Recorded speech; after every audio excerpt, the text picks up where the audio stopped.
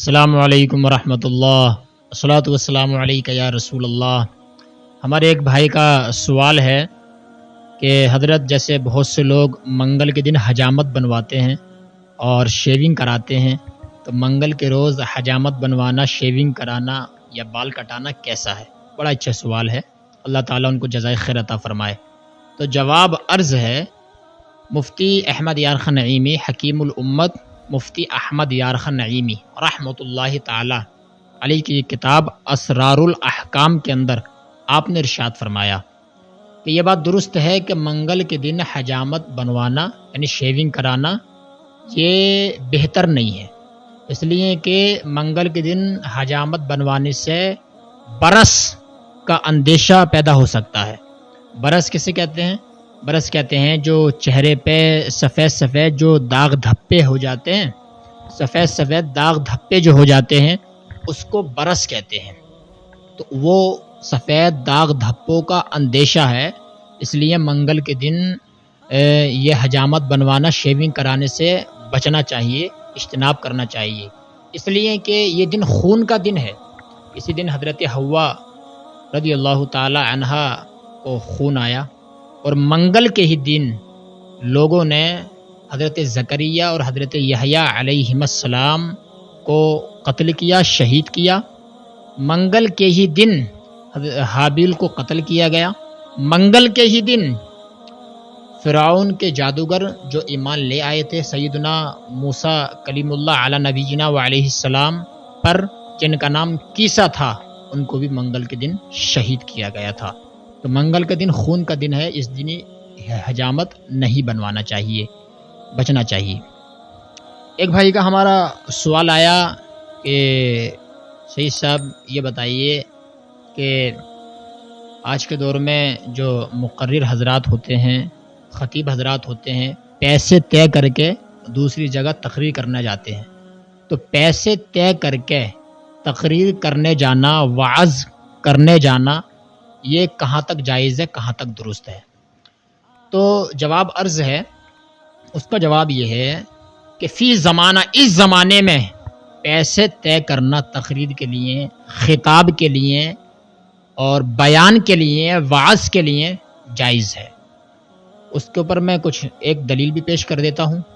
مجدد اعظم امام اہل سنت اعلی حضرت عظیم البرکت رضی اللہ تعالی عنہ کی کتاب فتاوی رضویہ شریف جلد نمبر 19 میں آپ نے ارشاد فرمایا کہ مشائخ متاخرین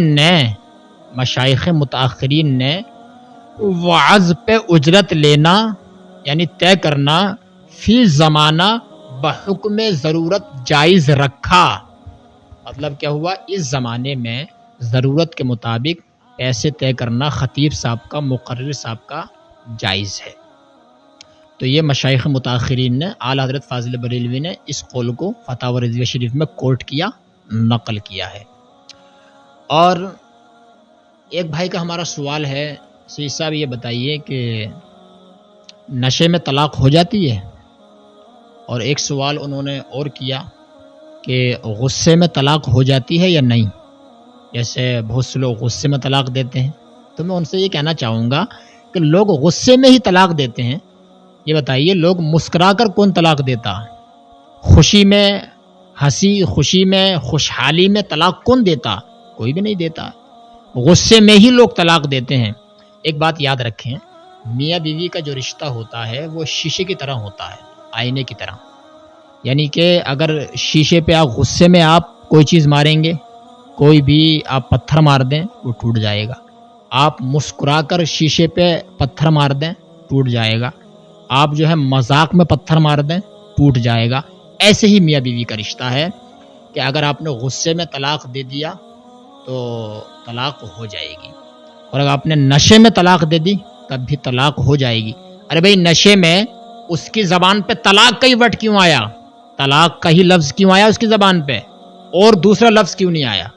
اور دوسرا ورڈ کیوں نہیں آیا؟ پتہ چلا نشے میں بھی طلاق فقہ حنفی کی روشنی میں ہو جائے گی۔ تو اس لیے یہ سارے مسائل ہیں، ازبر یاد رکھنا چاہیے۔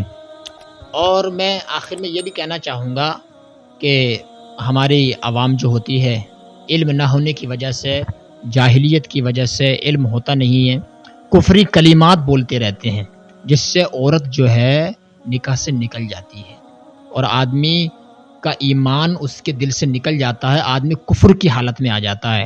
جیسے کہ ہمارے نبی کا فرمان ہے، آخر زمانے میں صبح کو انسان مسلمان ہوگا، شام کو کافر ہو جائے گا، شام کو مسلمان ہوگا، صبح کو کافر ہو جائے گا۔ تو اس سے مراد کیا تھا کہ جب علم ہوگا نہیں تو انسان کفری کلمات زبان سے نکالے گا، کفری جملے نکالے گا، کفری جملے نکالنے کی وجہ سے جو ہے انسان کا ایمان خطرے میں پڑ جائے گا۔